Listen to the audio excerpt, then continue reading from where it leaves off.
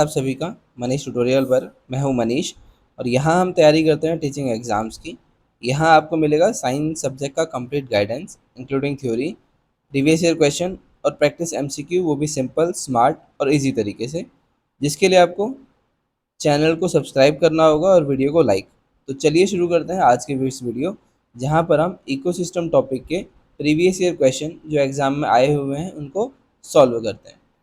पहला क्वेश्चन है, which of the following is not a primary pollutant. इनमें से कौन सा प्राइमरी पोल्यूटेंट नहीं है? ठीक है, SO2, O3, NO या HF। तो हम पहले बात करते हैं प्राइमरी पोल्यूटेंट क्या होता है। ठीक है, प्राइमरी पोल्यूटेंट वो पोल्यूटेंट होता है जो अपने सोर्स से, ठीक है, जो अपने सोर्स से डायरेक्ट निकलता है और एनवायरनमेंट में आता है। ठीक है, सोर्स से जो निकलता है, डायरेक्ट जो सोर्स से निकलता है उसको बोलते हैं प्राइमरी पोल्यूटेंट। जैसे जैसे आप अपनी गाड़ियाँ इस्तेमाल करते हैं, व्हीकल्स, ठीक है, मोटरसाइकिल या कार, या फिर इंडस्ट्रीज जो होती हैं हमारी, कारखाने जो होते हैं, ठीक है, ये मुख्य स्रोत होते हैं प्राइमरी पोल्यूटेंट का। जिससे क्या निकलता है? SO2 निकलता है, NO निकलता है, CO निकलता है, कार्बन मोनोऑक्साइड, HF निकलता है, हाइड्रोजन फ्लोराइड, और पार्टिकुलेट मैटर निकलता है, पार्टिकुलेट मैटर। ठीक है, तो ये इन सोर्स से निकलता है और डायरेक्टली आपके एटमॉस्फेयर में आ जाता है। ठीक है, तो ये सारे हो गए हमारे प्राइमरी पोल्यूटेंट। ठीक है, सेकेंडरी पोल्यूटेंट वो होते हैं जब प्राइमरी पोल्यूटेंट और प्राइमरी पोल्यूटेंट जब ये कंबाइन करते हैं, तब ये जो नया सब्सटेंस बनाते हैं इसको हम बोलते हैं सेकेंडरी पोल्यूटेंट। ठीक है, जब प्राइमरी पोल्यूटेंट आपस में रिएक्शन करता है या ये रिएक्ट करता है किसी और गैसेस के साथ, अब जो नया पोल्यूटेंट बनेगा उसको हम बोलते हैं सेकेंडरी पोल्यूटेंट। ठीक है, इसका जो एग्जाम्पल है वो है आपका ओजोन। ठीक है, ओजोन जो है सेकेंडरी पोल्यूटेंट का बेस्ट एग्जाम्पल है। ठीक है, तो देखिए, इसमें आपसे पूछा था कौन सा प्राइमरी पोल्यूटेंट नहीं है, तो SO2 प्राइमरी है, NO प्राइमरी है, HF प्राइमरी है, जबकि जो O3 है, ओजोन, ये आपका सेकेंडरी पोल्यूटेंट का एग्जाम्पल है। तो आपका ऑप्शन नंबर बी इस क्वेश्चन का करेक्ट आंसर होगा। ठीक है, प्राइमरी पोल्यूटेंट होता है जो डायरेक्टली निकलता है सोर्स से। ठीक है, जबकि सेकेंडरी पोल्यूटेंट वो होता है जो केमिकल रिएक्शन से बनता है। प्राइमरी पोल्यूटेंट जो है इसका जो केमिकल रिएक्शन होगा एटमॉस्फेयर में, तब बनेगा सेकेंडरी पोल्यूटेंट। ठीक है, सेकेंडरी पोल्यूटेंट के एग्जांपल और भी हैं, जैसे O3 है, HNO3 है, नाइट्रिक एसिड है, पेन है, PAN है, या स्मॉग है। ठीक है, ये सारे आपके एग्जांपल हैं सेकेंडरी पोल्यूटेंट के। ठीक है, चलिए अगला क्वेश्चन है, द मॉलिक्यूल ऑफ क्लोरोफ्लोरोकार्बन या CFC breaks down in the atmosphere into chlorine, fluorine and carbon atom by. इस स्ट्रेटोस्फेयर में जो क्लोरोफ्लोरोकार्बन है CFC, ये टूट जाता है क्लोरीन में, फ्लोरीन में और कार्बन एटम में। तो इसको तोड़ने के लिए कौन यहाँ पर रेस्पॉन्सिबल होता है? ठीक है, केमिकल एक्टिविटी होती है, अल्ट्रावायलेट एक्टिविटी होती है, फिजन होता है, या फिर फ्यूज़न होता है। ठीक है, तो इसके लिए जो मेनली रेस्पॉन्सिबल होती है वो होते हैं अल्ट्रावायलेट रेज या अल्ट्रावायलेट एक्टिविटी।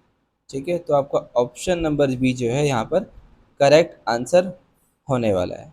ठीक है, जो क्लोरोफ्लोरोकार्बन होते हैं ये ज़्यादा स्टेबल होते हैं लो एटमॉस्फेयर में। ठीक है, लोअर एटमॉस्फेयर में ये ज़्यादा स्टेबल होते हैं।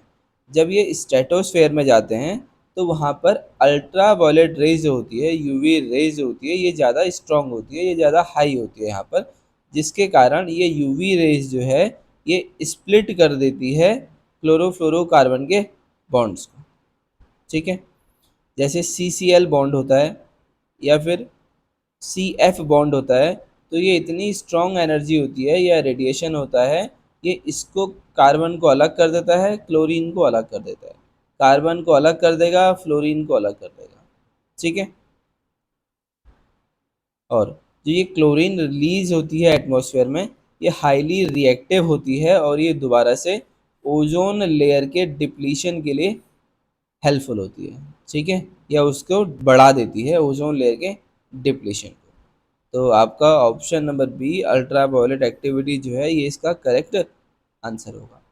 अगला क्वेश्चन, अगला क्वेश्चन है only gas in the atmosphere that can absorb the sun's dangerous radiation is.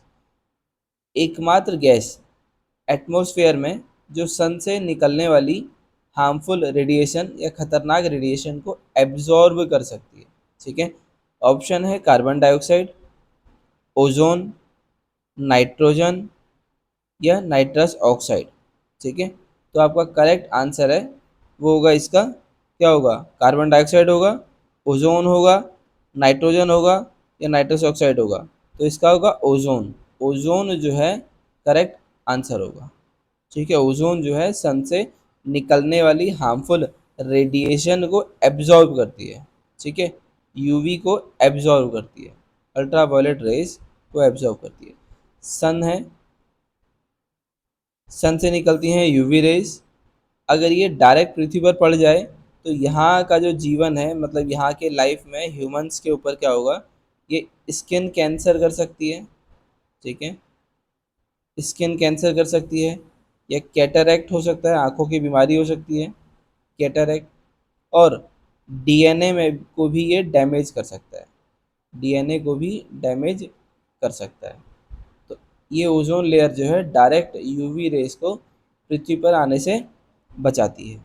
तो जो ओजोन लेयर होती है कहाँ पर, स्ट्रेटोस्फेयर में, ये एब्जॉर्व कर देती है मोस्टली अल्ट्रावायलेट रेस को, चाहे वो यूवी रेज बी हो या वो अल्ट्रावायलेट रेज सी हो।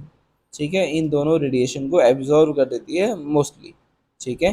जो CO2 है ये आपका एब्जॉर्व करता है हीट को। ठीक है, जो इंफ्रारेड रेज होती हैं उसको एब्जॉर्व करता है। नाइट्रोजन जो होता है इनर्ट होता है। ठीक है, ये एब्जॉर्ब नहीं करता। नाइट्रस ऑक्साइड जो है N2O, ये आपका ग्रीन हाउस गैस है और ये एब्जॉर्ब करता है इंफ्रारेड को। ठीक है, इंफ्रारेड रेज को एब्जॉर्ब करता है। अगला क्वेश्चन है the gas that contribute most to the carbon house effect. ठीक है, ग्रीन हाउस इफेक्ट, वो गैस बताओ जो सबसे ज़्यादा कंट्रीब्यूट करती है ग्रीन हाउस इफेक्ट के लिए, वो कौन सी है। CFC, फ्रियॉन, CO2 या CH4। तो जो आपकी CO2 है ये मेन कंट्रीब्यूटर है ग्रीन हाउस इफेक्ट के लिए।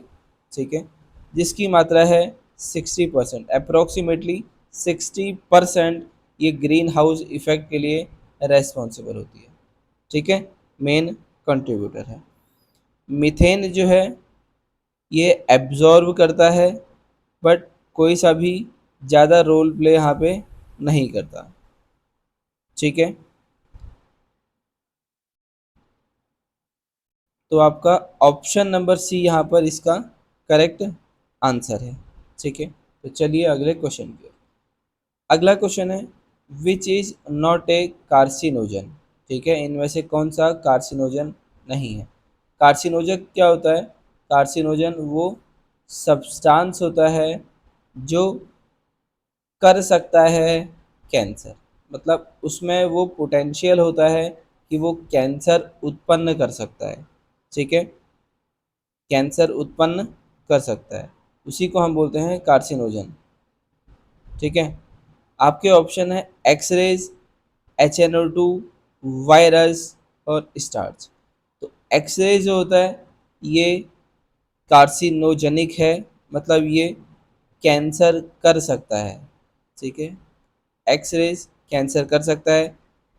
HNO2 ये भी कैंसर कर सकता है। ठीक है, HNO2 भी आपका कैंसर कर सकता है। वायरस जो होता है जैसे HPV, hepatitis B, hepatitis C, ये भी कैंसर कर सकता है, तो ये भी कार्सिनोजेनिक है। बट जो स्टार्च होता है ये एक टाइप का कार्बोहाइड्रेट होता है, ठीक है। कार्बोहाइड्रेट होता है और कार्बोहाइड्रेट का काम होता है बॉडी को एनर्जी प्रोवाइड करना, तो ये कैंसर उत्पन्न नहीं करता है, ठीक है। आपसे नहीं पूछा था तो ऑप्शन नंबर डी इसका करेक्ट आंसर है। स्टार्च जो होता है वो दो टाइप से पाया जाता है, ठीक है। स्टार्च होता क्या है, ये एक पॉलीसेकेराइड होता है, पॉली SACCHARIDE, ये पॉलीसेकेराइड होता है, मतलब बहुत सारे यूनिट्स को जोड़ के बना होगा। वो यूनिट्स जो होती हैं वो होती हैं ग्लूकोज के यूनिट, बहुत सारे ग्लूकोज को जोड़ के बना होता है स्टार्च, ठीक है। स्टार्च दो फॉर्म में पाया जाता है, एक होता है अमाइलोज, दूसरा होता है अमाइलोपेक्टिन। जो अमाइलोज होता है ये होता है लीनियर, जबकि जो अमाइलोपेक्टिन होता है ये होता है ब्रांच्ड। अमाइलोज जो होता है ये होता है सॉल्यूबल, और जो अमाइलोपेक्टिन होता है ये होता है इनसॉल्यूबल, ठीक है। ये होता है इनसॉल्यूबल। आयोडीन के साथ जब ये रिएक्ट करते हैं तो अमाइलोज देता है ब्लू कलर, ठीक है, ये याद रख लेना ब्लू कलर। और अमाइलोपेक्टिन जो होता है ये देता है रेडिश ब्राउन कलर, ठीक है, रेडिश ब्राउन कलर देता है। तो ये थे आज के क्वेश्चन। बाकी आपको वीडियो पसंद आए तो आप कमेंट कर सकते हैं, वीडियो को लाइक कर सकते हैं, चैनल को सब्सक्राइब कर सकते हैं। मिलते हैं आपसे नेक्स्ट वीडियो में।